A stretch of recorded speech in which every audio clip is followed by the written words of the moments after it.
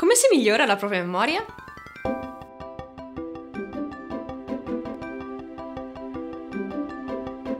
Arduo percorso di studio e formazioni intense? Quando si hanno tante informazioni, è facile pensare che tutta quella roba sia molto più di quella che il nostro cervello può davvero contenere. Il problema in realtà non è far entrare quelle informazioni, perché quelle ci entrano in ogni caso. Il vero problema è riuscire a recuperarle quando servono. Eh sì, la memoria è un po' più complicata di quello che sembra. Quello che semplicemente vedi come ricordare, in realtà è composto da 3 passi, e riuscire a padroneggiare questi 3 passi ti porterà ad avere una memoria sicuramente migliore. Quindi bando alle ciance, vediamoli subito. Passo 1. Decodificare. In Monkey Island, chiunque tu incontri ha qualcosa da dirti, qualcosa da darti da fare o qualcosa che devi ricordarti. Sostanzialmente ad un certo punto ti ritroverai a cercare un monocolo, a ricomporre una bambola voodoo, a indagare su un tesoro scomparso e a cercare di riaccumulare un po' di soldi e via dicendo. Tutto insieme. E che problema c'è? Tanto c'è il diario missioni, c'è tutto lì, ogni tanto me lo vado a vedere e sono a posto, no? Col c***o! Eh sì, nei giochi moderni funziona così, ma negli anni 90 invece il diario missioni non c'era. Ti dovevi ricordare tutto. Già. Quello che devi fare, dove lo devi fare, quando lo dovevi fare. E perché poi lo dovevo fare? Quindi, eccoci con la decodifica. La cosa più importante per riuscire ad immagazzinare qualcosa è capirla bene. Sembra banale, ma banalmente, se qualcuno ti spiega qualcosa o senti qualcosa e non riesci a capire bene di che cosa si tratta, entro 5 minuti avrai dimenticato tutto. Quindi, prima di tutto, capire bene quello che devi ricordare. E ognuno ha il suo metodo preferito per farlo. C'è chi preferisce leggere, chi preferisce ascoltare e chi sperimenta direttamente. Ad esempio, io faccio molta meno fatica a capire qualcosa se la leggo. Infatti, una delle prime cose che cerco nei videogames sono i sottotitoli. Appunto perché leggendo capisco meglio. Se invece devo solo ascoltare, mi distraggo molto più facilmente e devo concentrarmi molto di più per riuscire a capire lo stesso concetto.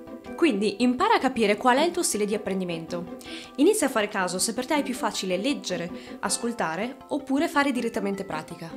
Quindi, se sei una persona che preferisce leggere, leggi e probabilmente ti sarà più facile memorizzare anche scrivendo. Se invece preferisci ascoltare, allora puoi provare con i podcast o anche con i corsi dal vivo. Mentre, se preferisci sperimentare, sperimenta!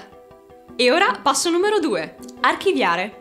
Una volta capita l'informazione, bisogna fissarla da qualche parte. Allora, prendi quell'informazione e rielaborala a parole tue.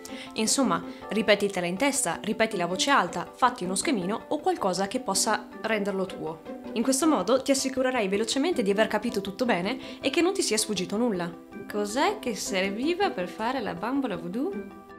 Something of the thread, something of the head, something of the body, and something of the dead. Ok, quindi la strega vuole il vestito, i capelli, uno sputo e i resti di un morto. Ok, posso anche farcela senza far ripetere la filastrocca 70 volte a Guybrush. E finché si tratta solo di 4 cose, puoi anche ricordartele così. Se poi ti devi districare nelle 3 isole e devi prendere una cosa e portarla su un'altra, ricordarti chi sta dove vuole cosa, chi vuole dove, chi vuole chi, e allora ti serve un metodo più efficace. Se hai tante informazioni da ricordare, come ad esempio una lista, allora puoi usare il famosissimo trucco del palazzo della memoria. Io l'ho vista su The Mentalist, ma ne hanno parlato in molti. Allora, pensa ad un luogo che conosci molto bene, come ad esempio può essere casa tua, e decidi se focalizzarti sulla casa e le stanze, oppure se prendere una singola stanza e focalizzarti sui singoli elementi che ci sono all'interno. Quindi, per prima cosa, fai una lista delle cose che devi ricordare. E ricordati anche il numero delle cose che ti devi ricordare, così sarà più facile ricordare quello che ti devi ricordare. Te lo ricordi? Ok, ora che te lo ricordi, puoi prendere ogni singolo punto della lista e abbinarlo o alla stanza o a un oggetto nella stanza che hai scelto. Se ad esempio hai scelto la tua cucina, allora abbina il punto 1 al lavandino, il punto 2 al fornello, il punto 3 al barattolo del sale e via dicendo. Fatto questo, non ti resta che esplorare.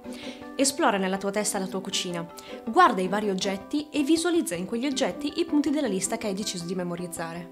Se sei in casa, puoi anche andarci fisicamente nella tua cucina, guardare fisicamente i vari oggetti e poi pensare alla lista. Anzi, ancora meglio, puoi provare il tour virtuale e il tour fisico, e sperimentare e capire quello che piace di più a te. Così lo sai anche per le prossime volte. Comunque, sei fisicamente o virtualmente nella tua cucina. Allora, tornando all'esempio della bambola voodoo, basta che tu prenda i vestiti di Legrand e li visualizzi nello straccio della cucina. Poi ti servivano i capelli e allora li puoi mettere al posto degli spaghetti. Poi apri l'acqua e visualizza i suoi fluidi corporei. Che brutta idea, che brutta idea! E ora non ti resta che guardare sul fornello e contare i morti. E così avrai composto la tua bambola voodoo e con questo esercizio potrai esercitare e migliorare la tua memoria. E allora passiamo all'ultimo passo, recuperare. Sì, perché non ti serve un granché riuscire a memorizzare tante cose se poi non riesci a recuperarle quando ti servono. Recuperare un'informazione esattamente quando ti serve può non essere così facile e tante volte ti serve proprio qualcosa a cui aggrappare il ricordo per poterlo recuperare. Quindi, quando stai memorizzando qualcosa, datti dei punti di aggancio, in modo da riuscire facilmente a recuperare quel ricordo dalla tua memoria, che poi è quello che avresti dovuto fare nel punto 1.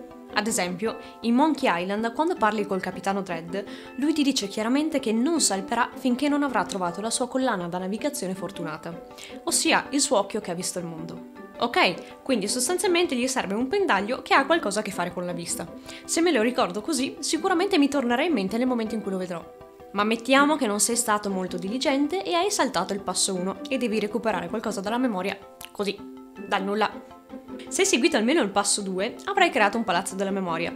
E allora ti basta visitare il luogo in cui hai virtualmente riposto i tuoi ricordi. Ma diciamo che non hai fatto nemmeno quello. Vabbè, mi sento un po' ignorata, ma diciamo che non avevi visto il video.